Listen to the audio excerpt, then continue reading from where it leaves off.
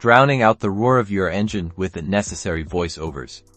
Let's get those turned off in Forza Horizon 5. First things first, start by firing up Forza Horizon 5 and then navigate to the main menu. Make sure you're not currently in a race or free roam session.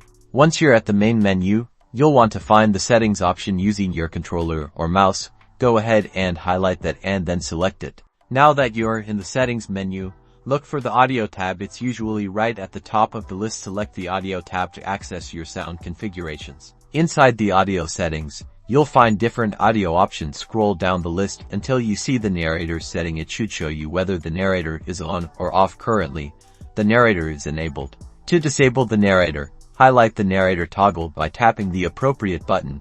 Turn it off. You've successfully disabled the voiceover. And that's it. Now that you have disabled the narrator, jump back into the beautifully crafted world of Forza Horizon 5 and finally experience the open road unhindered by those distracting voice-overs. Enjoy your improved racing experience.